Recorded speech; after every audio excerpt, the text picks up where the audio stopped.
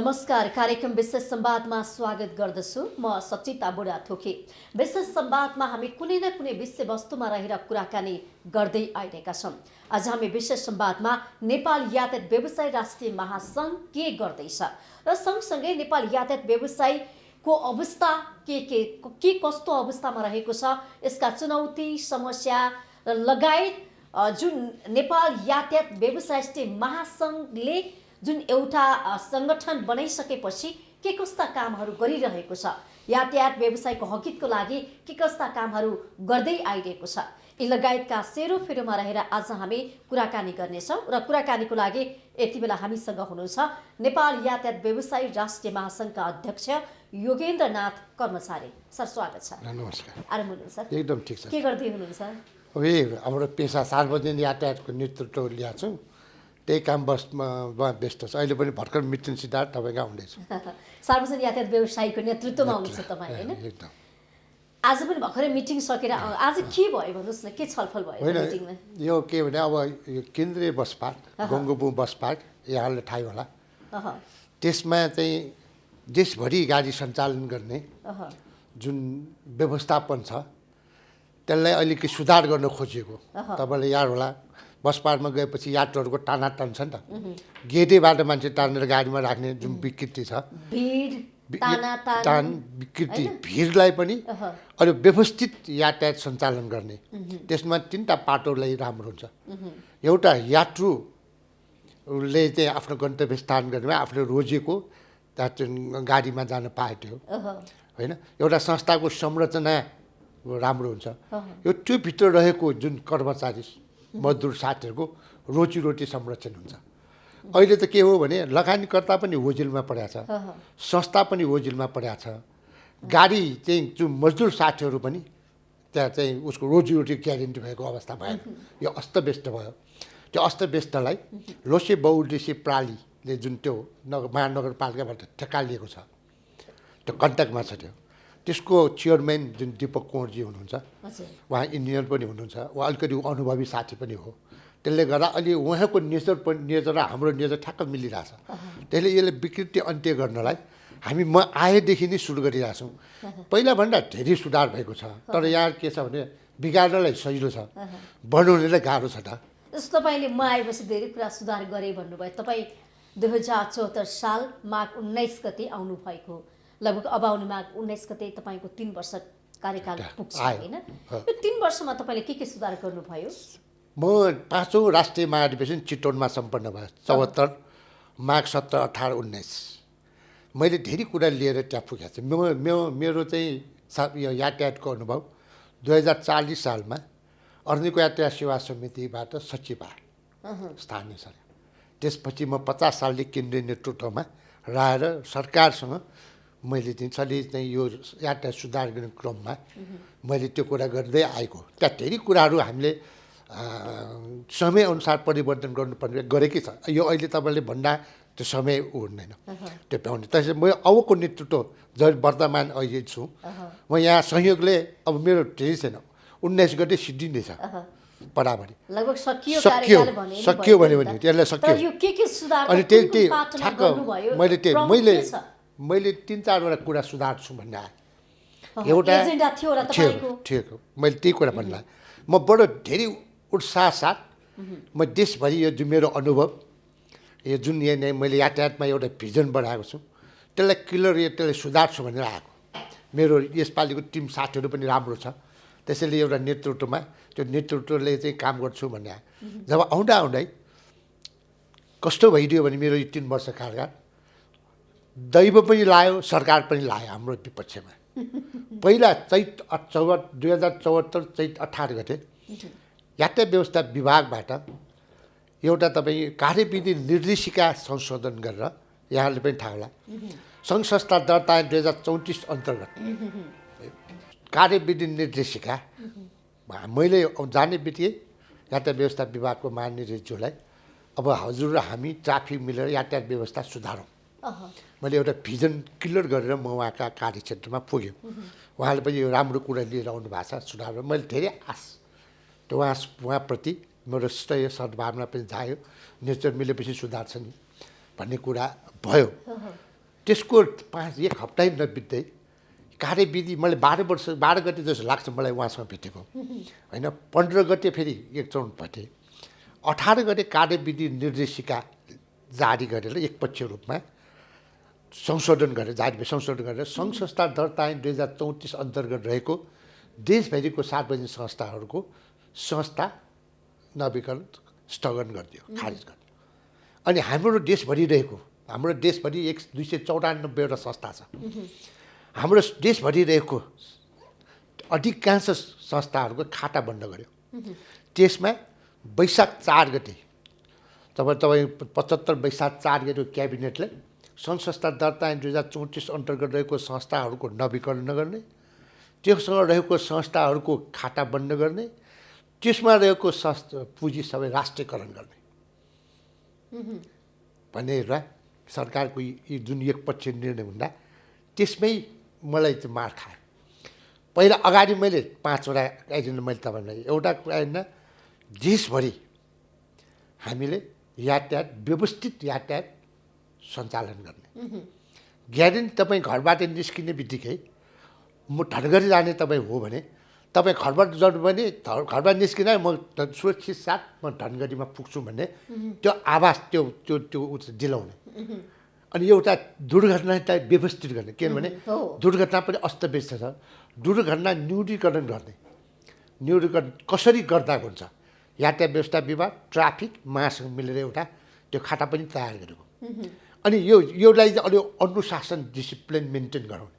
हाम्रो मजदुर साथीहरू पनि कतिपय मजदुर साथीहरू भाषा राम्रो छ, कतिपय मजदुर साथीहरूको बोली सुन्नै गाह्रो एकदमै होइन। यसलाई पनि हामीले के भने एउटा ट्रेनिङ यिनीहरूलाई जोड बिजोडको रूपमा सभ्य व्यवहारलाई कसरी यात्रु चढ्दाखेरि गर्ने व्यवहार एकदमै अभेद्र छ। विशेष गरी अझ लोकलमा हो अझ तपाईँ लामोमा भन्दा विशेष गरी लोकलमा एकदमै। यसलाई मैले 5वटा कोलम बनाएर यो एउटा प्लानिङमा म आएको, तर काम गर्ने अवसर संयोगले दिएन। मैले अघि भने कार्यविधि प्राकृतिक विपत्ति सरकारको सहयोग भनेर तपाईँहरूले पन्छिन मिल्छ त। मैले पन्छिन मैले म त गरिरहेको म त भन्दैछु। मैले यो काम गर्दै हुँदा मेरो कार्यकाल 3 वर्षमा दैव पनि राख्यो, सरकार पनि लायो भनेको कुरा के भने सरकारले पहिला हस्तक्षेप गर्यो त्यसलाई सुधार्नलाई। किन एकपक्षीय रूपमा सरकारले जुन कुरा नबुझिकन, किन यो एकदम 2/3 सरकार एकदम के त्यो चाहिँ एकदम अहम पनि कसरी भन्ने, एकदम 2/3 सरकारले केही कुरा ठुलो काम गर्यो भन्ने कुरा मिडिया तपाईँहरू जस्तो मिडियाका साथीहरूले पनि राम्रो काम गर्यो भने स्वागत गर्यो। हामीलाई गाली नगर्ने निकाय केही छैन, मेरो घर परिवारदेखि सबैतिर। कारण किनभने अब किन अपमानित भने के भने हामीले गरेको सेवा, हामीले गरेको पेसाले बुझाउन नसकेको म त्यसरी लिन्छु। पेसाको बारे बुझाउन सक्ने, किनभने मैले जिम्मा दिए जुन निकायहरू छ, संस्थाहरू छ, संस्थाले जुन काम गरिरहेछ हाम्रो सेवा हाम्रो सहयोग बगैर कहाँ केही भएको छैन। तपाईँ देशभरि हेर्नुहोस्, तपाईँ सङ्घ संस्थाको कुरो गर्नुहोस्, सरकारले चाहिने कुरो गर्नुहोस्, सामाजिक क्षेत्रको कुरा गर्नुहोस्, हाम्रो जता नै पनि हाम्रो इन्भेस्ट हुन्छ त्यहाँ। हामीले गाडी सञ्चालन मात्र गरेका छैनौँ, सामाजिक सेवा पनि गरेका छ, सरकारले सहयोग पनि गरिरहेछ। पीडित पक्षहरूलाई पनि हाम्रो क्षमतालाई सहयोग गरे। तर यो सबै गौण भयो क्या। एउटा दुर्घटना भयो भने एउटा दुर्घटना साथीको 1,05 लाखसम्म खर्च गरेको इतिहास छ हाम्रो। किन हामीले एउटा कोष म्यानेज गऱ्यौँ न, सरकारले दिने कति भन्दा 3 लाख, औषधि उपचार गर्ने 3 लाख हो। हामीले 1 करोड, हाम्रो प्रायोरिटी भनेको दुर्घटना भएपछि त्यो दुर्घटना भए यात्रुलाई जसरी भए पनि बचाउनुपर्छ। अन्तिम घडीसँग हामी सेवा दिने, बितिसकेकोलाई बितेकोलाई मृत्यु पछिको बिमा बापले 5 लाख पैसा हुन्छ त्यो दिने। त्यो बितेकोलाई सिद्धि नि त, सिद्धेकोलाई बिमाबाटको रकम दिने। तर दुर्घटना भएर त्यो उपचार गर्ने चिजले त्यो उपचार जति पैसा राखे पनि उपचार गर्नुपर्छ भन्ने छुट्टै संस्थाहरूको कोष बनाएर म्यानेज गर्ने। अहिले तपाईँ हेर्दै जानुहोस्, अहिले हामी त्यो पोजिसनमा पनि अहिले जसरी हिजो संस्थाको 34 अन्डर संस्थाले काम गरेको छ नि, अहिले त्यो परिस्थिति रहेन। किन रहेन? सरकारको दूरगामी सोचाइ नहुँदा। सरकारले हामीले जुन तरिका गर्यो संस्था चाहिँ खारेज होइन गर्यो। तपाईँहरू पटक पटक सरकारले भनौँ न त्यस्तो खालको वातावरण बनाइदिन हामीलाई काम गर्नको लागि, त्यसले गर्दाखेरि हस्तक्षेप गरौँ हामीले काम गर्न पाएनौँ भन्नुभयो। त चुनावी एजेन्डा थियो नि यो काम गर्छु भनेर जितेर आउनुभयो हो नि। यस्तो छ हाम्रो पेसा कस्तो भने हाम्रो पेसा अरू उद्योग जस्तो होइन। अरू उद्योगहरू उद्योगपतिहरू त्यो एउटा कम्पाउन्डभित्र म्यानेज गरी पुग्छ। एउटा कम्पाउन्ड एउटा तपाईँ फ्याक्ट्रीकै कुरा सिमेन्ट फ्याक्ट्री रोडा जेसु भने उहाँहरूको इन्डस्ट्री मजदुर सर्टेन हुन्छ, कम्पाउन्ड एरियाभित्र म्यानेज गरी पुग्छ। हाम्रो पेसा कस्तो भने हाम्रो पेसा सडकमा गुड्ने। हामी पछि पनि हाम्रो काम कर्तव्य के हामीले बोर्ड हुन्छ, हाम्रो पछि मजदुर साथीहरू, यात्रु र सरकार यो यति नमिलिकन आफ्नो काम कर्तव्य अधिकार सबै त्यो काम नभए यो चाहिँ सिस्टममा गुड्दैन। मैले 50 सालदेखि मैले कराउँदै आइरहेको मान्छे, जुनसुकै सरकार आए पनि म 50 सालदेखि केन्द्रीय स्तरमा म डाइरेक्ट इन्भल्भ छु। मैले पञ्चायत कालदेखि गणतन्त्र सरकारसँग मैले भोगेको छु। सरकारमा जुनसुकै पार्टीको सरकार जानु अगाडि हामीले भन्दा त्यो नेताहरूले बुझाउँछ। उहाँहरूसँग कुरा गर्दा एकदम आनन्द आउँछ। हो तपाईँहरूको पीडा तपाईँहरूले गर्नुपर्ने सबै बताउँछ। जब त्यही व्यक्ति त्यही नेता मन्त्री नेतृत्वमा पुगेपछि त्यसले सबै बुझ्या हुन्छ, सबै बिर्सिसकेको हुन्छ। त्यो अनुभव चिटो अनुभव मैले भोग्दै आएको मान्छे। त्यसैले मैले धेरै कुरा तपाईँलाई याद होला, पहिला निर्माण तथा यातायात मन्त्रालय थियो। निर्माण तथा यातायात मन्त्रालय हुँदा निर्माणमा व्यस्त रह्यो मन्त्री सचिव। मन्त्रीजी पछि ठेक्कापट्टा ठुलो थियो नि त, निर्माणै हो नि। अनि हामी ओजिलमा पऱ्यो। ठिक छ, विगतदेखि नै आजको दिनसम्म हेर्ने हो भने समस्या छ तपाईँहरूमाथि। के छन् तपाईँहरूको समस्या? त्यसैले भने हामी त्यो समुद्र जस्तो हामी निरन्तर बगिरहन्छ, सुरु कहाँ अन्त्य कहाँ थाहा हुँदैन। समस्या आइरहन्छ, समाधान गरिरहनुपर्छ। त्यसको लागि सरकारले हामीले के भन्यो भने हामीले फेरि तपाईँले रिपिट गरेँ, अधिकार सम्पन्न यातायात प्राधिकरण एउटा गठन गरिदिनुहोस्। किनभने सडक प्रयोगकर्ताहरू सबै त्यहाँ हुनु पऱ्यो, सरकारवालाको इन्भल्भ हुनु पऱ्यो, बल्ल हाम्रो त्यो गन्तव्य स्थान हाम्रो लक्ष्य प्राप्ति हुन्छ भनेर हामीले धेरै निरन्तर प्रयास गऱ्यौँ। आजसम्म पनि यो गणतान्त्रिक सरकारले पनि सम्माननीय प्रधानमन्त्री हाम्रो केपी ओलीज्यूको पनि पुगेर हामीले त्यहाँसम्म हिजो पञ्चायतका आजसम्म नै हामीले भनिरहेको छौँ। त सरकार त्यो कुरामा कार्यान्वयनतिर गरिरहेको छ। हुँदैन त कसैले भनेको छैन, त गरिदिएको छैन क्या। अहिले तपाईँ 10,000 यातायात साधन भएको जुन बेलाको परिस्थिति छ, ऐन कानुन नियमावली यातायात त्यो सार्वजनिक यातायात ऐन कानुन नियमावलीहरू आजसम्म एजेक्टिभ छन्। हिजो तपाईँ काठमाडौँमा हेर्नुहोस्, हामीले काठमाडौँबाट पाटनमा गाडी चलाउँदा मान्छे खोज्नुपर्छ, गाडीमा यात्रु छैन त। त्यो परिस्थितिको यात्रा सुविधा अहिले तपाईँ हेर्नुहोस् काठमाडौँको त्यो यात्रुको चाप। अनि त्यो हिजो त्यो बेलाको व्यवस्था आज छैन भने सुधार हुनुपर्ने हाम्रो कारणले होइन, तर सरकारले यसलाई हेर्ने दृष्टि नीतिभन्दा पनि नीति कारण। त्यसैले हामीले के भने अहिले पनि म त्यही कुरामा छु, नीतिमा सचिनुपर्छ भन्ने मान्यता हो। त्यो नीति सचिएर ऐन र कानुनमा सुधार हुनु पर्यो। किनभने आज तपाईँ र मैले कुरो तपाईँले बुझ्नुभयो भने त्यही बेला त्यो ऐन कानुन बन्यो भने त्यो परमानेन्ट भयो। मैले अहिले एउटा मन्त्रीसँग रिलेसन राम्रो होला, उहाँको पिरियडसम्म मैले के गर्छु, त्यसपछि त गयो नि त। त्यसैले मैले जहिले पनि के भनेको छु, विधिको शासनलाई मान्ने हो, ऐन कानुन मजबुत गर्ने हो, सबै पछि न्याय दिएर यात्रु सेवा दिने हो। लगानी डुबे पनि त्यो सेवा हुन्न नि, मजदुरले काम गरे पनि सेवा हुन्न नि, यात्रु नभए पनि सेवा हुन्न नि। त यो तिनटै भएपछि बल्ल सुरक्षित हुने हो नि त। त्यसको लागि सरकार र महासङ्घ चाहिँ त्यसको लागि हो क्या। त्यो यो केन्द्रीय राष्ट्रिय महासङ्घ भयो, केन्द्रीय संस्था हो, देश चलाउने सरकार हो, हामीले जोइन गर्नु हो नि। तर हामी अथक प्रयासको बावजुद पनि मैले तपाईँले भने सुधार्न आएको कुरामा सरकारले गरिदियो, सरकारले संस्थै विघटन गरिदियो, सिज गरिदियो, संस्था खारिदिने बिग्र। तर हामीले 1 हप्तामा सरकारले 1 करोड तरिकाले चाहिँ जुन विघटन गर्यो, त्यो सरकारले बुझाउनलाई मैले 14 महिना लाग्यो। 14 कमिटी एउटा गठन, कमिटीको साथीहरूले बुझाउनलाई मलाई 14 महिना लागेपछि सङ्घ संस्था दर्ता ऐन 2034 अन्तर्गत रहेको संस्थाहरूको हकमा मात्र लागू हुने गरी भनेको कम्पनी 2063 मा रूपान्तरण गरेर राष्ट्रपतिबाट प्रमाणित गराएन। त्यति गर्नलाई मैले 17 महिना लाग्यो, 14 महिना त बुझाउला, एक हप्तामा बिगारेपछि मन्त्री सम्मान्य प्रधानमन्त्री गृहमन्त्रीज्यूले मलाई भेट्दाखेरि भने नि तर महासङ्घहरू गठन हुन्छन् तर हकितको लागि नेपाल यातायात व्यवसायहरूको लागि त काम गरेको जस्तो देखिँदैन। त्यस मैले अघि पनि भने हामीले काम गरेर अहिले तपाईँलाई भने म बिहान 7 बजे हिँडेको सुधार त गरेर तर जब रिजल्ट आउँदैन नि मेरो प्रयासको अर्थ रहँदैन। मैले अहिले तपाईँलाई जति कुरा मैले भने त्यो फिल्डमा आउनु पऱ्यो क्या। फिल्डमा आउनलाई मैले मात्र गरेर हुन्न नि, म र सरकार त एक ठाउँमा बस्नु पऱ्यो। मैले अहिले हामीले कयौँ खाता तयार गरिदिएका छौँ, कयौँ मन्त्रीले त भेट्न चाहँदैन त। अहिले फेरि तपाईँ मन्त्रीले बल्ल बल्ल कन्भिन्स गरे हुन्छ त्यो मन्त्री चेन्ज भइहाल्छ, सचिवले बल्ल कन्भिन्स गरेर चाहिँ सचिव चेन्ज भइहाल्छ। फेरि नेपालको कन्सेप्ट कस्तो छ भने त्यो कल्चर ह्यान्डओभर गरेर जाने चलन छैन। सर्वभावी तपाईँ खुर्को जाने हो, त्यो फाइल कहाँ छ अनि त्यो सुरुदेखि फेरि हामीले फाइल खोजिदिनुपर्छ त्यहाँ। न त कस्तो एउटा ट्रेन छ भने अर्को ठाउँमा तपाईँ कतै सरुवा हुनुभयो भने तपाईँले यो ब्रिफिङ गरेर मलाई कुर्सी ह्यान्डओभर गरेर जान्छ नि, त्यो चलन नेपालमा छैन। मन्त्री आए पनि सचिवज्यू आए पनि डिजी आए पनि फेरि जिरोबाट कन्भिन्स गर्ने। अनि हामीले गर्दा यी 2 वर्ष लगाएर कन्भिन्स गरेको 2 वर्षमा सरुवा भएपछि फेरि जिरोमा आयो त। अनि हामीले तपाईँले उठाउनु भएको कुरा जायज हो, देखिएन त।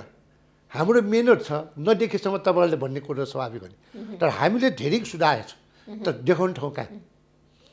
भनेपछि सार्वजनिक यातायातहरू व्यवस्थित छन् त आजको कुरा गर्ने हो भने? यस्तो छ, हामीले हेर्दा हिजोभन्दा धेरै कुरा व्यवस्थित छन् तर हामीले देखिरहेको सुधारहरू पनि हामीले चाहिरहेको सुधार पनि सरकार र हाम्रो सहकार्य नहुँदाखेरि, सहकारीमा त्यो जुन सहकारी हुनुपर्ने नहुँदाखेरि अलिकति अझ सुधार्ने मैले देखिरहेको कुरो त सुधार्न पाइरहेको छैन। तपाईँलाई त अझ मभन्दा बेसी मैले देखिरहेको होइन चाहिरहेको, तर के तपाईँको कारणले म त्यो काम गरिरहेको छैन। अब अरू पब्लिकले त कति देख्यो होला, त्यसैले अहिले मैले हिम्मत होइन। पब्लिकको समस्या सार्वजनिक यातायात चलन धेरै छ, असुरक्षित भएको महसुस कुरा गरेका छन्, चोरी डकैती कुरा छ, भाडाको कुराहरू छ होइन, सिट नपाएको कुराहरू छ, बिरामीले सिट नपाएको, गर्भवती मान्छे सिट नपाएको, शारीरिक रूपमा अशक्त व्यक्तिले सिट नपाएको, या अब समस्या छ नि त कसरी व्यवस्थित गर्ने? तपाईँ भाडाको कुरा उठाउनु भयो है। 2069 सालदेखि भाडा बढेको छैन। पेट्रोलियम पदार्थ डबल दिनुभयो सायद, त्यो टेम्पोररी हो, त्यसलाई भाडा बढेको भन्दैन। त्यसलाई के भने 50% यात्रु 50+ भाडा भने हो। त्यो यात्रु पनि हापी राख्ने हो, आदि भाडालाई जिरी भने हो। त्यो हिसाबमा त्यो बेला त्यो भाडा डबल हुनुपर्छ, 50 भए त्यो डबल हुनुपर्छ। तर के भने यात्रुलाई पनि मार्छ नि, अनि डबल गर्नुहुन्न डेरी भए पनि हुन्छ भन्ने हामी नि हो। तर त्यो कुरो त ओजेलमा पऱ्यो नि त, अझ उल्टा चाहिँ बेसी लियो भन्ने हो। त्यो 50% त्यो 40 सिटमा 20 जना मान्छे बसेको चिज गाउन भयो, त्यो डेरी भाडा लियो भने सो भयो क्या। त्यो गर्दाखेरि क्षमताभन्दा कम यात्रु बोकेपछि भाडा वृद्धि भयो। भाडा त हाम्रो हिसाबमा डबल हुनु पऱ्यो नि, तर हामीले के भन्यो डबल होइन डेरी मात्र गरौँ। किनभने त्यो यात्रु चढ्ने त नेपाली वास्तविक मध्यमबाट निमुखाले चढ्ने हो यात्रु साधन हो क्या, सार्वजनिक यार नामै सार्वजनिक। त्यसलाई हामीले पनि केही चाहिँ हामीले सक्ने सहयोग सहुलियत दिनुपर्छ भने मेरो सिद्धान्त हो। त्यसले हामीले सहिले पनि त्यो काम, तर के भने हामी मार्केटमा त्यो चिर्नै सकिरहेको छ। त्यो चिर्न सकिरहेको किन यसपालि मैले चिर्न खोजेँ। हामीले अनि वर्कसपहरू चाहिँ तपाईँहरू जस्तो मिडिया साथीहरूलाई बोलाउने, हामीले पेपर डकुमेन्ट्सहरू तयार गर्ने होइन। अनि हाम्रो चाहिँ ऊ चाहिँ सरकारसँग एनजिओहरूसँग सरकारवाला भनौँ न, यसलाई यसले व्यवस्थित गरौँ भन्ने कुरा कोसिस गरेको हो। तर म अहिले सुरुमै भने मेरो नेतृत्वमा सरकार पनि लायो, दैव पनि लायो। तपाईँको त कार्यकाल सकिसक्यो। अब यो यस्तो, अब अहिले पनि हामी केही गर्न तपाईँको कार्यकालमा यातायात व्यवसाय खुसी छ नि त? खुसी भन्दा पनि के हो भने यस्तो सङ्कटमा हाम्रो अस्तित्व सिद्ध्ने बेलामा, हामीले नि सिद्धाएको बेलामा यो कार्य समितिले राहत दियो भन्ने कुरा। किनभने हामी रूपान्तरण गऱ्यौँ, हाम्रो संस्थाहरूको पैसालाई त्यो खातामा ट्रान्सफर गरायौँ। हाम्रो चल अचल सम्पत्तिलाई सरकारले निर्णय गरायौँ। त्यो जसले हामीले उपभोग गरेका चाहिँ त्यो त सरकारले राष्ट्रियकरण गरायो नि त। हामीले कन्भिन्स गरेर निर्णय गरेर जुन यथास्थानमा आयो त्यो पछिमा साथीहरू कन्भिन्स छ। यो यति नेतृत्वले ठुलो हामीलाई घाँस कपासै गएको हो नि त। त्यो चिजलाई राज्यले कन्भिन्स गर्ने यो मेरो नेतृत्वको ले गर्यो भन्ने कुरा क्लियर जनाएको छ। तर अर्को कुरा के भने अब रूपान्तरित कम्पनीको संरचना कसरी हुने, त्यो किनभने त्यो कम्पनीको संरचना हाम्रो त गाडी होला नि। त्यो सेयर संविधान सामान्य प्रधानमन्त्रीज्यूबाट सचिवज्यू प्रधानमन्त्री कार्यालय सचिवज्यूबाट एउटा कमिटी गठन गरिदिएको छ। त्यसलाई सेयरमा कसरी कन्भर्ट गर्ने भने त्यो एउटा काम चाहिँ अगाडि बढिरहेको छ। यो हाम्रोलाई पनि नयाँ हो कि त्यसरी त्यो काम भइहाल्छ। त्यो मेरो पालामा धेरै सङ्कट परेकोले उपलब्धिमूलक काम चाहिँ भएको छ। तैपनि अब मलाई नै छिटो बुझिएको छैन। मैले जति कुरा लिएर आउने क्या त्यो गर्न पाएन भन्ने छ। तपाईँको एजेन्टहरूसँग काम गर्न सक्नु कति प्रतिशत गर्नुभयो त? प्रतिशत भन्दा पनि मेजर गरेँ क्या। मेरो घरै जाने घरै सिटेपछि सिट्यो नि। घर जोगाएँ। घर जोगिसकेपछि भित्र डिजाइन गर्ने सोफा कहाँ राख्ने, खाट कहाँ राख्ने, ड्रेसिङ टेबल कहाँ राख्ने भन्ने काम क्रमशः गरिरहेको अवस्था हो। अब हाम्रो भनेको अहिलेको जुन पीडा भनेको हाम्रो लगानी जोखिममा पर्यो। अब कुनै पनि गाडी हामीले किस्ता तिर्न सकिरहेको अवस्था छैन। त्यसैले राज्यले हामी अर्थमन्त्रीज्यूलाई, अर्थ सचिवलाई, गभर्नरज्यूलाई हामीले रिक्वेस्ट गरेर यसपालि मौजुदा त्यो बजेटमा कोभिडबाट समस्या परेकोलाई सहुलियत कर्जा दिने व्यवस्था हामीले गरायौँ होइन। अब राष्ट्र ब्याङ्कमा गभर्नरज्यूसँग हामी कन्भिन्स गरेर मौद्रिक नीतिमा पनि त्यो चिज ल्याएर हाम्रो अहिले क्रममा हाम्रो त 12-13 इन्ट्रेस्ट हो। त्यसलाई अहिले मौद्रिक नीतिमा उच्च जोखिममा परेर यसलाई 5%मा सर्टेन एमाउन्टलाई राहत दिने भन्ने कुरा त्यो एउटा अब क्युमा छ। क्रमशः छ। साथीहरूले अलिअलि अब पाउने क्रम सुरु गर्यो। तर के भने त्यो जुन तरिकाले हामीले चाहिँ खोजिरहेको छ त्यो भइरहेको छैन। त्यो काम चाहिँ भइरहेको अहिले सरकारसँग त्यो मलम भए पनि त्यो केही हद आत्मसन्तुष्टि हुने नभएको मामा भने कानो मामा बेस भन्छ नि त। जस्तै मेरो 50 लाख ऋण छ भने मैले 12% ऋण तिराएँ। त्यसले यसलाई त्यो ऋण 50 लाखको 5मा झारिदियो भने त अनि मेरो 7% लोन त 7% इन्ट्रेस्ट बच्यो नि त। अनि पूर्ण तालिका गरिदिने। पूर्ण तालिका भने के हो भने मेरो अब 5 वर्षको लोन मैले अहिले 3 वर्ष भयो। अब 2 वर्षमा त त्यो भएको पैसा तिर्न सक्दैन। त्यसलाई चाहिँ 2 वर्ष 1.5 वर्ष मेरो इन्ट्रेस्टमा मैले सपोज बैङ्कसँग कुरा गरेर मैले 1 वर्ष खोज्ने 2 वर्ष मेरो इन्ट्रेस्ट त्यो वर्ष त्यो थापेर पूर्ण तालिका गर्ने। अहिले मैले महिनाको 50 लाख किस्ता तिर्नु पर्दा अहिले छ भने म 30मा 32मा आउँछ क्या। सरकारले फेरि हामीले ब्याज पनि तिर्छु, हाम्रो लिएको लोन पनि तिर्छु भनेको छ। हामीले छुट गरेर भनेको छ। तर हामीले सुविधा चाह्यो भने हो क्या। अब पूर्ण तालिका पनि क्रमशः अहिले भइरहेछ। अर्थमन्त्री हाम्रो अर्थ सचिव शिशिर ढुङ्गानाज्यू सर हुनुहुन्छ। उहाँ पनि बुझ्ने मान्छे भएर उहाँले पनि धेरै कुरा सहजीकरण गरेर अब महाप्रसाद महानिर्देशक गभर्नरज्यू आउनुभएको छ। उहाँ पनि बुझ्ने मान्छे भयो। त्यसले अहिले अलिकति बाहमे सरेको अवस्था सन्तोष भएको अवस्था अलि धेरै प्रयास मैले भने 2 वर्षको प्रयासमा सङ्कटमा परे व्यवसायी भन्छन् नि गाडी चलाउन। तर अहिले ठ्याक्क त्यो अब हामी यही पोजिसनमा अब हाम्रो गाडी गुर्यो। गाडी गुरेकोमा आम्दानी किस्ता तिर्न सक्ने परिस्थिति छैन। त्यसैले अहिले हामीले सबभन्दा ठुलो पीडा हिजो गाडी नचलेन, गाडी ठन्किरहेको गाडी चलेन भने बैङ्कमा लोन पनि चलेको छैन भने हामी तिर्नु परिरहेको छैन नि त। अब गाडी गऱ्यो घाटामा छ क्या। अब हाम्रो ठुलो यात्रु छ गाडी, हाम्रो गाडी चल्यो सबै, यात्रु चलेन क्या। अब तपाईँ हेर्न जानु हो, तपाईँ काकरभिट्टासम्म मान्छे गाडी जाने 10 जना 15 जना लिएर जानुपर्ने परिस्थिति छ त। हिजो 12 क्यु जान्थ्यो काकरभिट्टा। दैनिक 12 उदाहरण दिएको, दैनिक 12 क्युमा पनि प्याक जान्थ्यो। अब त्यो 12 क्युमा 6मा झरे पनि फुल जान्दैन। त्यो भनेको के भने यात्रु नै छैन। त्यो यो चाहिँ कोभिडको कारणले यात्रु नभएको अनि गाडी त जानै पर्यो गाडीहरूले स्वास्थ्यका कुराहरू मापदण्ड अपनाएका त्यो छन् त गरिरहेछ कसरी गरेका छन् त्यो त अब हाम्रो नेपालीहरूले सिक्ने दुईवटाबाट कुरा एउटा सेनिटारी एउटा मास्क लाउने अब यात्रुले अनिवार्यमा लगाउनु पर्यो भनेको छौँ हाम्रो स्टाफलाई हामीले दिएको छौँ तर मलाई चाहिँ एउटा कुरा चाहिँ सुन्दा के भने अधिकांशले मास्क चाहिँ लायो अब सुरुमा 3 महिना जति त्यो चलेपछि त्यो पनि गाह्रो भएको थियो हजुर मान्छेले हामीले कन्डक्टरलाई कति संस्थामा हामीले त्यो कन्डक्टरलाई यो मास्क पनि दिएर बेच्नु भनेको छौँ ओहो किनभने अब त्यो बेला त ट्रेन भएको छैन ओहो अब म चढेँ मैले थाहा छैन अब मैले गाडीमा चाहिँ मलाई त नचढाउनु भयो त अनि मैले कहाँ लिन जाने त्यही कन्डक्टरले पैसा लिए सहुलियतमा तपाईँहरू चाहिँ सार्वजनिक गाडीमा चढ्नुहुन्छ कि चढ्नुहुन्न म त सार्वजनिक गाडी चढ्ने अध्यक्ष हो म सधैँ बसै चढ्ने हो म मेरो प्राइभेट गाडी छैन त्यसैले मैले सब पिरा अनि सार्वजनिक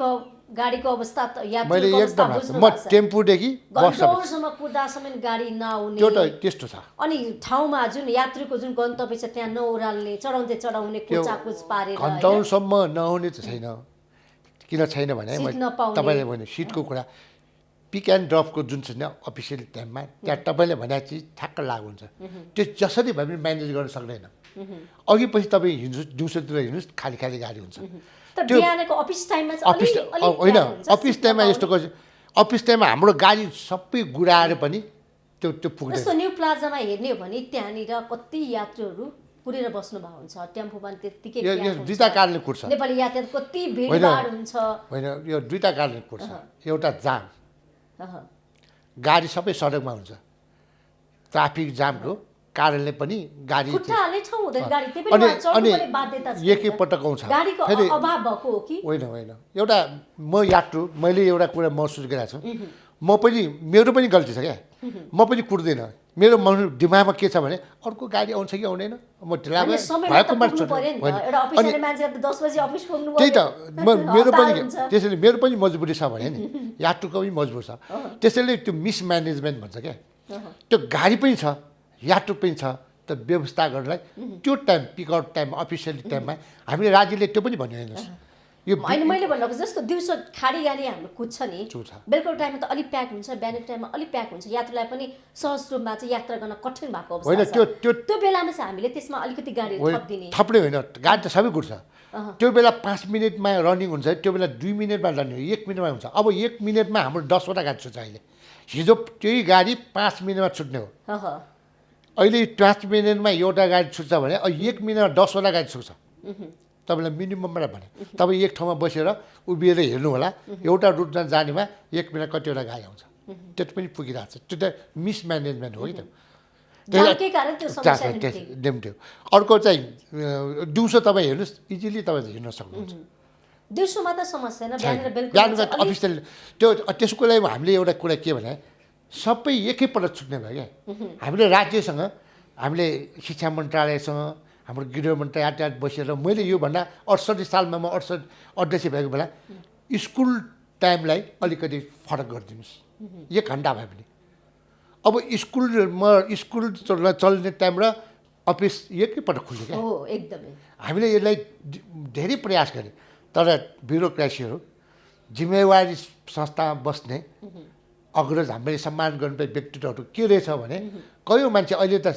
सानो परिवार बस्छ नि घरमा हिजो जस्तो जोइन्ट परिवार छैन नि छैन छैन अनि मेरो छोराछोरी मैसँग लगेर स्कुल छोडेर अफिस जाने रहेछ क्या उहाँहरूको स्वार्थमा यो काम भएन क्या लास्टमा परेको त्यो टिप्पणी त्यो ब्रेक भयो मैले एक हट यो धेरै तपाईँलाई 68 छ धेरै अगाडि कुरा गरेँ त्यसपछि मैले गरेन कमसेकम मैले मेरो स्वार्थमा नियम बनाउनु होइन देश र जनता नागरिकको स्वार्थमा बनाउने म नेता किन हुन्छ भने मैले बोनी गरे हुन्छ नि देश र जनताको नाउँमा सेवा गर्ने भने हुन्छ नि त मैले कुर्सीमा पुगेपछि त्यो ठ्याक्क बिर्सिया हुन्छ चेतनाको कमी भयो कि होइन चेतना कम भयो भने त मैले आश गर्छु एकपल्ट तपाईँले भन्छु बुझ पचाएपछि गाह्रो हुन्छ क्या सबै बुझ्या छु तर म गर्दिनँ क्या त्यसमा के गर्ने तपाईँले त्यसको औषधि छैन अहिले नेपालमा त समस्या त्यही हो अहँ। यो दुर्घटना पनि अलिक बढी छ नि तर अहिले यसलाई- अहिले यसलाई घटेको छ कसरी हेर्ने यो अहिले तपाईँ हेर्नुहोस् यो गएको वर्षको र अहिले तपाईँ हेर्नुहोस् घटना कम छ तर पहाडी एरियामा ठुलो ठुलो घटना घटिया छ क्या त्यो घटना किन घट्यो भने त्यो हाइवेमा लोकलमा तपाईँ हिँड्नु ठुलो घटना घट्दैन, पहाडी हिल साइडमा पहाड साइडमा घटना घट्यो। अनि त्यो भएपछि मान्छेहरू धेरैको ज्यान जाने। त्यो किन भयो भने त्यो बाटो, हामी कहाँ 3 प्रकारको बाटो हुन्छ। एउटा केन्द्रीय सरकारले बनाउँछ, एउटा अहिले सङ्घीयले बनाउँछ, एउटा गाउँपालिका नगरपालिकाले बनाउँछ। એટલે नगरपालिका गाउँपालिकाहरूले बनाउने विकट ठाउँमा गाउँपालिकाहरूमा त्यहाँ स्क्याटभित्र ड्राइभरले बनाउँछ त्यो बाटो बिना डिजाइनमा। ड्राइभरै त्यो हो, इन्जिनियरै त्यो हो। अनि त्यो बाटोको मोड, त्यो टर्निङ छ, त्यो बाटो करिब फरायो, त्यो केही छैन। त्यो बाटो बनिसकेपछि ग्राभेलले नहुँदै त्यहाँको स्थानीय जनताले हामीले सेवा दिनुपर्छ। हामीले सेवा दिन्न भने पनि मान्दैन। त्यहाँ प्रशासन लाएको हुन्छ, त्यहाँ जनप्रतिनिधिहरू लाएको हुन्छ। त्यो गाडी जाँदा त्यो बाटो नपुरा, गोरेटो कच्चा बाटो, कच्चा मोड, टर्निङ नपुरा, त्यस्तो बाटोमा घटना घट्यो। त्यसले मैले राज्यले ध्यान आकर्षित हामीले धेरै पटक गरेँ। सहरी भन्दा ग्रामीण भेगमा पनि पहाडी भेगमा जोखिम छ, यात्रुको लागि एकदम छ। तर त्यसमा राज्यले त्यस्ता बाटोमा अहिले त्यो तयार नभए राज्यले हामीले चलाउन खोजे पनि चलाउन दिनुहुन्न भन्छ क्या। तर हामी के भन्छौँ, यो बाटो सम्भव छैन भन्दा प्रेसरमा त्यहाँ स्थानीय संस्थाहरू हुन्छ नि, त्यहाँ सिडो साहेबले बोलाएको हुन्छ, त्यहाँ जनप्रतिनिधिहरूले बोलाएको हुन्छ, मिटिङ राखेको हुन्छ। उनीहरूले नि त्यो व्यवस्थापन समिति हुन्छ, व्यवस्थापन समितिले भाडा टोक्छ। तर राज्यले टोक्यो भने चाहिँ त्यो राज्यलाई सडक ह्यान्डओभर नहुन्छ, भाडा टोक्दैन न। त्यहाँ चाहिँ व्यवस्थापन समिति सिडो साहेबको अध्यक्षता हुन्छ, त्यहीले भाडा टोक्छ। तिनीहरूले म्यानेज आन्तरिक सेवा दिया हुन्छ। त्यो सेवा दिएको कारण त्यहाँ सबैले थाहा हुँदा पनि मजबुरी यातायात सेवा पाएका छन् नेपालको सन्दर्भमा। तर अहिले धेरै ठाउँमा सुविधा पुगेछ, धेरै ठाउँमा अब त गाडी नपुगेको ठाउँ बिरलै होला खोज्नुपर्छ। तर काठमाडौँको कतिपय ठाउँहरूमा पनि गाडीको असुविधा भएको छ भने गुनासो आउँछ नि। यो यस्तो छ, यहाँ बाटो 2 प्रकार छ। यो पाटनको एरिया हेर्ने भने यहाँ धेरै बाटोहरू छ, तर यो आधा 1 घन्टाको बाटो सबभन्दा सुविधामा होइन। ठिक कुरा गर्नुभयो। सबभन्दा यात्रुलाई दुःख पाएको ठाउँ पाटन ढोका हो। ओहो, त्यही भने मैले ट्याक्कै तपाईँलाई, किनभने त्यो पाटन ढोकाको गाडी त्यहाँ 19वटा गाडी छ होइन। त्यो बढीमा 5-6 वटा चल्छ त्यहाँ। अहिले ड्राइभरै पाउँदैन। किन पाउँदैन भन्दा तिनीहरूको रुटै व्यवस्थित भएन कि, उसको रुट सानो भयो क्या, सानो छोटो हुँदा के भयो भने त्यसले त्यो उसले जुन गाडी सञ्चालन गर्छ ड्राइभरले त्यो लगानी गर्दा आम्दानी पुगेन त्यहाँ। योभन्दा मैले 10 वर्ष अगाडि यो पाटन यातायात व्यवसायी सङ्घलाई तपाईँहरूको रुट विस्तार गर्नुहोस्, गाडी थाप्नुहोस्, व्यवस्थित गर भनेको थिएँ। मैले धेरै पटक भनेको ठाउँ हो। तर त्यो बेलाको उहाँहरूको दिमाग के रह्यो भने, अहिले त उहाँहरू नेतृत्वमा हुनुहुन्न, सबै अहिले युथहरू छन्। उहाँहरूको यो तपाईँ यो चाहिँ जावलाखेल सेन्ट जेभियर्स स्कुलको ठेक्का उहाँहरूको। अनि त्यो ठेक्काले पैसाले उहाँले पुग्ने, अनि रुट विस्तार गर्ने त्यो लागेन। त्यो पेसा सधैँ आफ्नो हुन्न नि। अहिले त उहाँले आफ्नो गाडीले ब्याक गरिदियो। अब सबैतिर हिजो असुविधा भयो, उहाँलाई आफूलाई पनि घाटा लाग्यो। हिजो सबैतिर सेवा दिनलाई अरू संस्थै थिएन। उहाँले जहाँ रुट विस्तार गर्ने पाउँथ्यो, अब सबैतिर संस्था भयो, उहाँ जान पनि सक्नुहुन्न, ब्लक भयो नि त। अनि जाने त्यही दायराभित्र बस्दा उहाँले भएको गाडी पनि सञ्चालन। अहिले पाटनका नागरिकले के भन्नुहुन्छ भने हामीले गाडी चढ्न पाएनौँ, ठिक हो, त्यो आधा घन्टा 1 घन्टाको बाटो हिँडेर जानुपर्ने भयो। त्यो कुरा म मान्छु। त्यस्तो सहर, अब त्यो पर्यटक एरिया हो नि त पाटन भनेको त। सही कुरा। मैले पनि धेरै प्रयास गरेको ठाउँ। म पनि त्यहाँ ज्वागलमा बस्छु, म पनि नजिकै बस्ने हो होइन।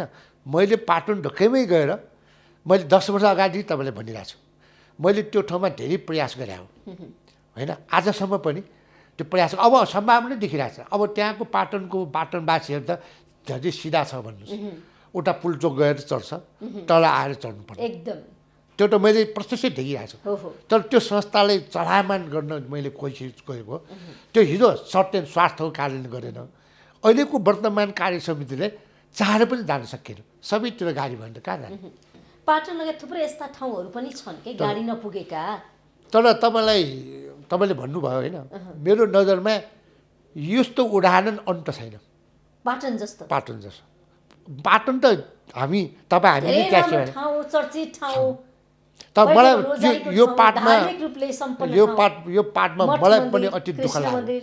होइन यो पार्टमा म पनि अति दुःखी छु मेरो पनि प्रयासले केही भइरहेको छैन क्या मेरो निरन्तर प्रयास थियो तर अहिले कस्तो भएन अहिलेको परिस्थितिले त्यो समय भएन क्या अब उहाँको गाडी त्यो जाने चाहिँ त्यो सर्टेन बाटो भयो क्या अब सबैतिर गाडी भयो आम्दानी नभए त्यो चालकै पाएन अब समस्या गाडी नभएर होइन अहिले गाडी त 20वटा गाडी छ त त्यतिकै थन्केर बसेको छ अब कतिपय किनभने गाडीहरू, चालक पाएन ड्राइभर पाएन अबको समस्या भनेको चालक त्यहाँ पाटो ढोकामा चालकै छैन त्यसले दैनिक 5-6वटा गाडी गुड्छ होला अरू त तपाईँले हेर्नुहुन्छ त्यो पार्किङमै तन्नु त्यसै राखेको छ फालिहाल्छ त्यो परिस्थिति छ पाटनमा त्यसैले त्यो परिस्थिति अब यस्तो सृजना भइरहेछ त्यसलाई कसरी म्यानेज गर्ने भने अहिले ड्राइभरको कारणले नभएको अभाव छ ड्राइभर अवस्था नेपालमै हो अभाव यस्तो सबैतिर हो अहिले त्यसैले हामीले राज्यले दक्ष ड्राइभर हुनुहुन्न। हो त्यस्तो छ नेपालको कानुन नेपालको संरचना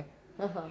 ड्राइभर मैले लाइट गाडीको लिनुपर्छ मैले गाडी लिइसकेपछि 2 वर्ष चलाइसकेपछि बल्ल हेभी गाडी पाउँछ क्या म योग्य छु मैले गाडी बस पनि चलाउँछु ट्रक पनि चलाउँछु टिप्पर पनि चलाउने योग्य छु म तर मैले लाइसेन्स ट्रायलमा लाइसेन्स लिन सरकारको प्रक्रियाभित्र लाइसेन्स लिन पाउँदैन र राज्यले हामीले के भन्यो भने अब लाइसेन्स हेभीको पनि खुल्नु पऱ्यो ठुलो सानो मध्यम र लाइट गाडी होइन हेभीलाई पनि डाइरेक्ट लिएर ट्रायल लिनुहोस् त्यो कोर्स सबै पुरा गर्नुहोस् योग्यलाई मात्रै दिनुहोस्।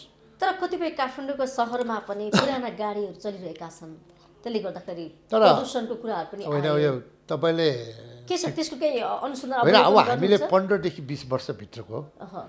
गाडी गाडीको लामो अवधि- दुरमा अवधि? होइन यस्तो छ लामो सरकारको निर्णय 20 वर्षमा विस्थापित हुने हो तर हामी लामो गाडीको हकमा हामी 10 वर्ष पनि चलाउँदैनौँ हामी आफैले त्यो गाडीलाई नयाँले त्यो हामीले त्यो गाडी चलाएको हुँदैन जहाँसम्म लोकलमा छ लोकलमा गाडी चल्छ लोकलमा पनि हामीले 15 वर्ष 17 वर्ष संस्थाले आफ्नो विधि बनाएर त्यो संरचना गाडी ट्रान्सपोर्ट सट्टा भर्नाको नियममा परिवर्तन गरेको अवस्था छ कतिपय गाडी तपाईँले अहिले जुन भन्नुभयो त्यो सस्ता नभएको ठाउँमा धेरै जसो रिङ रोडमा देख्नुहुन्छ तपाईँले त्यो भित्र देख्नुहुन्न हो रिङ रोड भित्र तपाईँले पुरानो गाडी देख्नुहुन्न सर्टेन अपवादमा 2-4वटा होला अरू सबै नयाँ गाडी हो तर तपाईँले देख्नु भएको चिज के हो भने रिङ रोडमा हो रिङ रोडमा पुरानो गाडीहरू थोरै बेसी त्यहाँ किन छ भने त्यहाँ संस्थाको संरचना छैन तपाईँको इन्डिभिजुअल गाडी चलाएको छ मेरो इन्डिभिजुअल चलाएको छ एउटा गाडी कताबाट लिएर काँक्रो भिटाको किनेर ल्याएको छ कताबाट बुटलबाट ल्याएको छ होइन त्यो गाडी ल्याएर रिङ रोड चलिरहेको छ त्यो पनि अहिले घटेर गएको छ किनभने त्यसलाई त आम्दानी पुग्दैन। त गाडीहरूको बस पार्कको पनि कुरा आउँछ नि कहाँ राख्ने भन्ने कुरा। यो त यस्तो छ सरकार नरोको पनि भन्छ स्टपै दिँदैन बस पार्क कहाँबाट हुन्छ जस्तै भएको बस पार्क पुरानो बस पार्क हामीले त्यसलाई बस पार्क 2 तर्काले बस पार्क बनाऊ एउटा अन्डरग्राउन्ड होइन एउटा सरकारले मैले अघि भने राज्यले गर्ने काम देश र जनताले सेवा गर्ने होइन जनता पीडित छन् उसले हेरी छन् त त्यसैले अहिले हामी के बस पार्क जुन पुरानो बस पार्क छ नि त्यो बसमा लोकल बस पार्क बनाऊ त्यसमा 2 तला गरौँ एउटा बस राख्ने एउटा माइक्रो हाइस ट्याक्सीहरू राख्ने तल्लामा यो त सम्भव छ नि त अब त्यो भएर अनि त्यो खालि पिक एन्ड ड्रपको कन्सेप्ट ल्याउने कहाँ एउटा स्टप राखौँ कति किलोमिटर अलिकति तपाईँ हामी पनि हिँड्ने बानी गर्नुपर्छ हाम्रो पनि खराब छ नि हामी पनि एकछिन स्वास्थ्यको लागि पनि हिँड्नु पऱ्यो नि जस्तै बस पार्कबाट त्यो शहीद गेटसम्म हिँड्नु पऱ्यो नि त बस पार्कबाट शहीद गेटमा रोक्ने आर्डिनिसमा त रोक्ने कुन रोडमा कहाँ ल्याउने प्लानिङ गरौँ होइन एकपल्ट हामीले प्लानिङ गरेर रुट नम्बर पनि राखेको ट्राफिकसँग मिलेर अहिले त्यो रुट नम्बर पहिला त्यो रुट नम्बर हो अहिले त्यसलाई रूपान्तर भयो समितिको नम्बर भइदियो अब तपाईँले त्यो 19 नम्बर राख्नलाई कतिको आवश्यक पर्छ त रुट नम्बर कसले यात्रुको लागि आवश्यक छ कतिपय हाम्रो आमा बुवाहरू सबै कुरा पढिल्याए हुन्न नि कुरा मलाई अहिले त म लगन खेल जानु पऱ्यो मैले म आमा बुवालाई पुऱ्याउन पनि सक्दिनँ अनि मैले 18 नम्बर गाडीमा चढ है भनेर पठाए त्यो गाडी ठ्याक्क पुग्छ नि त त्यसको लागि हो रुट अझ मैले त रुट कलर वाइज पनि रुट वाइज गर्ने कन्सेप्टमा हो हो पहिला कलरलाई पहिला नम्बर फाइनल गाडीको कलर अनुसार पनि राम्रो हुन्छ नि त त्यो दोस्रो प्रायोरिटी चिन्न सक्छ सजिलो तरिकाले नपढेको मानिसहरूको लागि यो 3 नम्बर यो हो भनेर त्यसैले अहिले सरकारसँग प्राइमरी टर्सरी सेकेन्डरी रुट भनेर एउटा डेनिडाको प्रोजेक्टमा त्यो रुट एउटा सर्वे गराएको छु त्यो रुट फाइनल भएको 6 वर्ष भइसक्यो सरकार गर्दैन तपाईँहरूले धेरै मुद्दाहरू उठाउनु भएको छ तर तपाईँहरूको मुद्दालाई प्राथमिकतामा राखेको छैन सरकारले। प्राथमिकता नपरेछ एक्सटर्नल नायबसँग तपाईँहरूले हामीले गुनासो त सरकारले गर्दैन नि व्यवसायले गरेन त्यो समितिले गरेन भन्ने हो नि त तर हामीले उहाँसँग कुरा गरे कसरी थाहा हुन्छ मैले अघि भने नि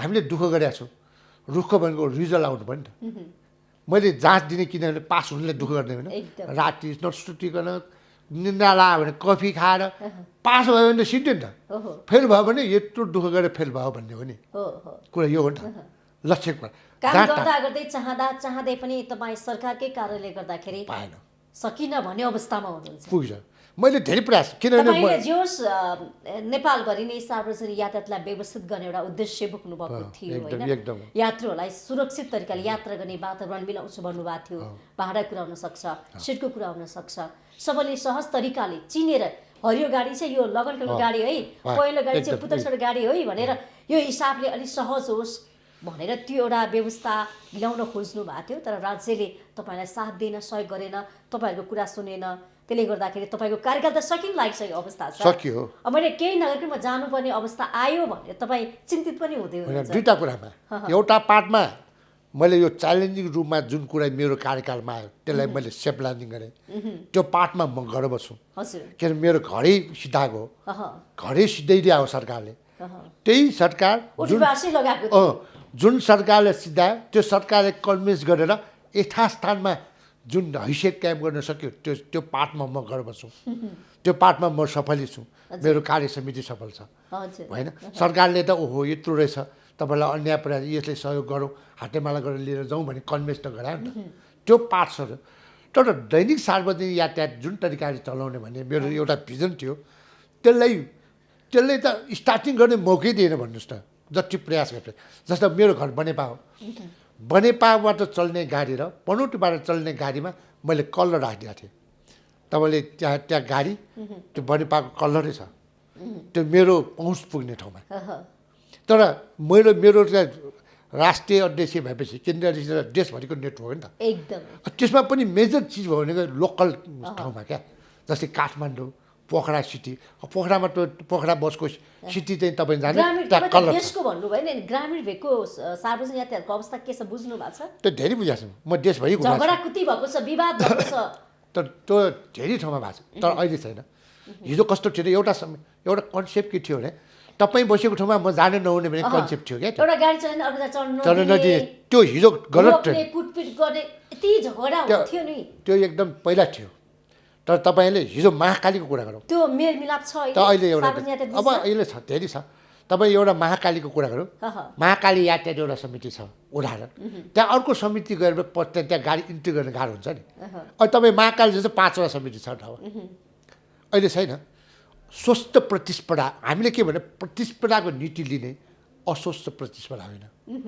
स्वस्थ प्रतिस्पर्धा एकाधिकार पनि गर्न नदिने मेरो चाहिँ फर्मा एकाधिकार पनि गर्नुहुन्न अस्वस्थ प्रतिस्पर्धा पनि गर्नुहुन्न त्यसले दुईटै पार्यो स्वच्छ प्रतिस्पर्धा गर्नु पर्यो सुरक्षित पनि हुनु पर्यो सुरक्षित त प्रायोरिटी भइहाल्यो अब हरेक मान्छेको हरेक काम हुन्छ हरेक दिन हिँड्नु पर्ने हुन्छ सार्वजनिक यातायातमा चढ्नु पर्ने हुन्छ चढ्दाखेरि उसले सुरक्षित आवास गर्न सक्नु पर्यो त्यही हो म त्यसमा लागेको भए तर मैले तपाईँलाई मैले आग्रह गरेँ मेरो लामो अनुभव मैले कमसेकम 37 वर्ष निरन्तर यो ठाउँमा छु 50 सालले केन्द्रीय नेतृत्वमै छु होइन मैले जुन तरिकाको प्रयास गरेँ जुन मेरो टिमले गर्यो सरकारको बुझाइमा सरकार यसमा ओझेलमै पर्यो यो सार्वजनिक यातायात भनेको के हो यो पेसा कस्तो पेसा हो यसलाई कसरी व्यवस्थित गर्नुपर्छ कसरी सञ्चालन गर्नुपर्छ भन्ने कुरा सरकारले बुझ्न सकेन सरकारले दुईटा काम गर्नुपर्छ सरकार शिक्षा र स्वास्थ्य र यातायात शिक्षा स्वास्थ्य यातायात भनेको सरकारको प्रायोरिटीमा पर्नुपर्छ प्राथमिकतामा पर्नु पर्यो तर तिनटै ओझेलमा छ हो एकदमै यो तिनटै सरकारले हेरेको छैन किन एउटा विद्यार्थी तयार हुनुलाई तपाईँ हाम्रो परिवारले कति गाह्रो कति लगानी गर्छ त्यो पीडा हामीसँग छ नि उपचार कति महँगो छ हामीले थाहा छ नि यातायात कति गाह्रो छ हामीलाई यो तिनटै सरकारले जिम्मा लिनुपर्ने तपाईँ हामीलाई कर तिर्न राजस्व तिर्न किन गाह्रो भने सरकार यो तिनटै सरकारले गर्यो भने हामी खोजेर कर तिर्छौँ नि त किनभने मेरोलाई तिर्ने हो नि सरकारले म यो तिरेन भने मेरो छोराछोरीलाई पढाउन सक्दैन मेरो उपचार हुँदैन यात्रा गर्न सक्दैन भने मेरो दिमागमा सरकारले पार्नु पर्यो नि त तर अहिले पछिल्लो समयमा सार्वजनिक यातायातमा यहाँले पनि भन्नुभयो अब कोभिडको डरले हो अथवा के कारणले हो चढ्न मान्दैनन् भन्नुभयो कोभिडै हो अहिले कोभिड हो जनता अहिले सचेत छन् हिजो म तपाईँले यो म पोखरा जान लागेको छु भन्यो भने म पनि आउँछु भन्ने हो क्या अहिले म यो पोखरा जानुपर्ने हो तपाईँ जान लाग्नुभयो फर्ना ठाउँमा एउटा मेरो काम छ तपाईँले गरेर ल्याउनुहोस् है म फोन गरिदिन्छु भन्ने हो क्या अहिले फरक सेफ्टीको लागि अहिले यो अहिले यात्रु नभएको कारण अरू कारण नै होइन हिजो धार्मिक स्थलहरूमा पर्यटक पिकनिक जान्छ सार्वजनिक यातायातमा झ्याल नहुने सिट पनि भाँचेको कुचेको सफा नहुने फोहोर त्यो खालको समस्याहरू पनि छ नि त पहिला छ तपाईँ अहिले छैन भन्दिनँ 5% पनि छैन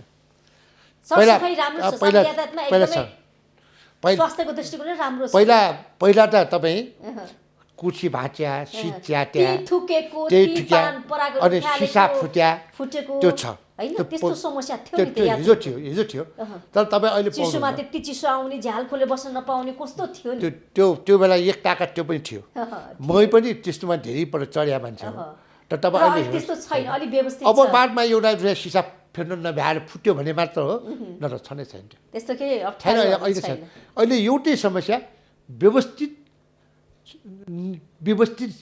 यात्रा सञ्चालन गर्ने जुन विधि त्यो विधि एउटा बनाउन सक्ने अवस्था छ नीति छैन भन्नु नीति बनाउन आवश्यक छ त्यो मैले अघि तपाईँ भने त्यो प्राइमरी टर्सरी सेकेन्डरी सिन्डिकेटको पनि कुरा छ नि सिन्डिकेट भन्ने त छैन सिन्डिकेट एकाधिकार हो होइन त्यसले आफूले सबै गर्छ हामी एकाधिकार होइनौँ हामी सरकारबाट निर्देशित हो क्या सरकारको नीति नियमभित्र बस्नेलाई सिन्डिकेट भन्दैनौँ होइन सिन्डिकेटलाई मैले नि भाडा टोक्न पायो मैले नि गाडी सञ्चालन मेरो कुरो हो क्या यो हामीहरू यातायात विभागले के भनिरहेको अवस्था छ आज भोलिमा अब तपाईँ त बिदा हुन लाग्ने अवस्थामा आइसक्नु भयो होइन जाँदा जाँदै तपाईँले कसरी आफ्नो यो कार्यकाल छोड्दै हुनुहुन्छ यस्तो छ म त मैले अघि भने मैले जुन लिएर आएको मुद्दाहरू छ त्यो मुद्दामा मैले छुनै पाएन सबभन्दा दुःख थियो फेरि उठाउनुहुन्छ तपाईँ कार्यकालपछि अर्को नेतृत्व दिनुहुन्छ त्यो त के हुन्छ भने विधानमा व्यवस्था छ निवर्तमान पास्ट प्रेसिडेन्ट निवर्तमान अध्यक्ष त्यो सेकेन्डम्यान हुन्छ त्यहाँ 3 वर्ष फेरि म रहन्छु त्यहाँ त्यसैले त्यो नेतृत्वलाई सघाउनलाई म पार्टनरसिप चाहिँ त्यो मुद्दालाई कार्यान्वयन तपाईँ पहल गर्नुहुन्छ किनभने म त्यो ठाउँमा एउटा मैले विधान बनाउँदा विधान मसौदा कमिटीको संयोजक पनि मै थिएँ मैले के कुरा गरेँ भने ब्रेक नगर्दै मैले अघि तपाईँलाई भने ह्यान्डओभर गर्ने चलन छैन भने नि त्यो पीडा त मैले भोग्या हो नि त त्यसैले मैले के भने अहिले निवर्तमान अध्यक्षलाई एक टर्म राख्नुपर्छ त्यो विधानमै व्यवस्था गर्नुपर्छ त्यसले सेकेन्ड म्यान राख्ने निवर्तमान प्रमुख सल्लाहकार निर्वाचित सोर्स र अधिकार सम्पन्न भनिदिएको छु त्यो विधानमै व्यवस्था गर्छ त्यसैले अब आउने साथीलाई 3 वर्ष मैले सघाउने अवसर मैले तपाईँको मुद्दाहरूले पनि त्यो अवसर पाउने भए मैले आश गरौँ अहिले सरकार पनि अलिकति सरकारले पनि अलि ठिक छ तपाईँले सोचेका त्यो खाकाहरू जुन कोर्नु भएको छ तपाईँको मुद्दाहरूले सार्थकता पाउन् समयको लागि यहाँलाई धेरै धेरै धन्यवाद यो जुन अवसर भयो केही कुराहरू मैले राख्ने अवसर दिनुभयो त्यसको लागि विशेष धन्यवाद हजुर कार्यक्रम विशेष संवादबाट म सचिता पनि बिदा हुन्छु बिजनेस प्लस टेलिभिजन हेर्दै गर्नुहोला नमस्ते